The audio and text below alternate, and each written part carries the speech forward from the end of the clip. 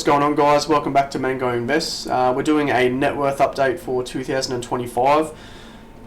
We did a net worth update in 2024, although we didn't add the superannuation, or for the members in the United States, that's your 401k. So this one's obviously going to be a lot higher than last one, but it's going to be broken up into my investment brokerage account, which you can see on the screen here. And then along the way, we'll just talk about my savings account, my superannuation or 401k. We'll talk about debt and things like that as well. So kicking straight off into it, we've got $623,000 worth of total equity within the portfolio. And then we've got a little bit of cash in US currency just sitting here. So when we make that little conversion here and we package it all up, we've actually got $630,000 just within the investment account itself. We'll move over to the holdings.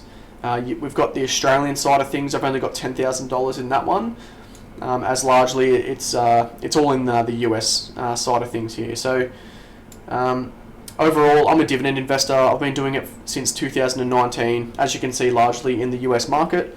But I do have some other growth companies such as Apple, Microsoft, Tesla, Alibaba, and things like that. You can see some pretty popular ETFs there, being QYLD, SCHD, and JEPQ, a few real estate investment trusts, and a couple of others that you can see on the screen there. But yeah, so all this totals to $630,000, give or take. It does fluctuate, as it is the share market. This could go down, it could go up very, very sort of rapidly. But I've been lucky over the last sort of couple of months with the US presidential election.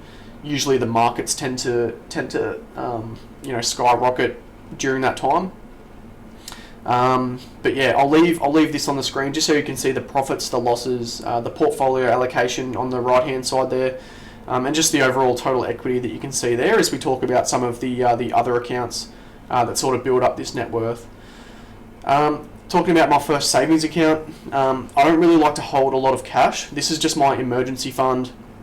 If something drastic was to happen and I need some quick cash just to get me out of whatever situation may arise, and that comes to $4,409. Again, I don't like to keep a lot of cash. It's really doing nothing for me. I think the bank pays me like 4 or 5% interest on that amount of money, and therefore most of the money goes straight into the stock market, as you can see on the screen there. And then my everyday account, we're looking at $2,699 at the recording of this video. With this one, I don't really like this account to get below $2,000. So again, I don't really, when I go to a cafe to get a coffee or breakfast, or I go out to get a dinner every now and again, I don't look at my savings account. I don't look at the card. I don't see how much that dinner is going to cost me. I just look at it. I just tap the card. Although every now and again I'll come back and I'll have a look at my everyday account, and if it drops below 2,000, I'll then start to stop that spending. So just because if it gets too low and then I need to buy something, maybe I might see like a new watch that I want to buy or something, or I might want to buy like a new phone or something like that, I don't actually have to dip into the savings. And worst case, I can receive a dividend on this investment account and then just pull out the dividend and then go buy something that I want. But again, generally, I don't really like to let it drop below that $2,000 mark. So that's all my savings and everyday accounts within my bank that I use. With the superannuation or the 401k for the Americans in the room, I've got over $270,000. I'll put a little screenshot on the screen there so you can see that one. But that's broken up into two separate jobs. One was $10,000 or something like that when I was a lot younger, and then I've been in my newer job for the last sort of 12 years, and that's where the majority of the money comes from. But when you put those together, it totals just over $270,000 for that one there, and then I invest aggressively with that one. So as we know, your superannuation or your 401k continues to invest in shares as well. I think, I'm not too sure with the Americans in the room, but I'm pretty sure you guys can choose what companies your 401k invests in. Correct me if I'm wrong in the comments, but with Australia, and to my knowledge, that is that it really invests the money for you. Like, you can only really choose whether your shares are aggressive, passive, international, or in Australia, and things like that. You can choose percentages here and there, but for the majority, you can't necessarily choose the individual stocks in which you invest in. So I'll be keen to know in the comments what the American side of house is versus the Australians there.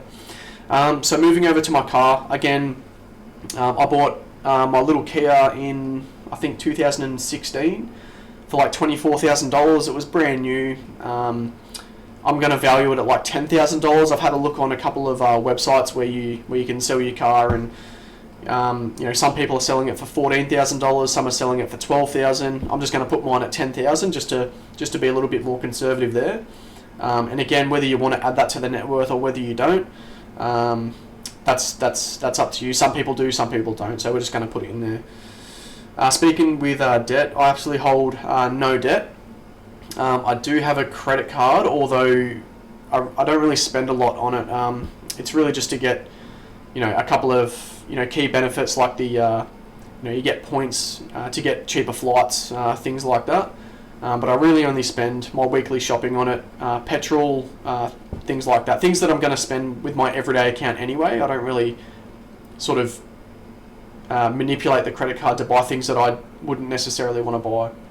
And that's, again, at the moment, it holds no debt on the credit card as well. For real estate, I don't hold any properties. I'm looking at the end of the year around like October or November to buy an owner-occupier, so a property that I want to live in. So naturally, towards the end of the year, my net worth will change if I was to purchase that property. So that'll just go along with the net worth update later on in the year. But that's pretty much all of my accounts. So when we total all of those up, it comes to $917,000 or a little bit above, which is pretty good. I think that's a fairly healthy net worth to go by. I'm 31. I'll be 32 later on in the year.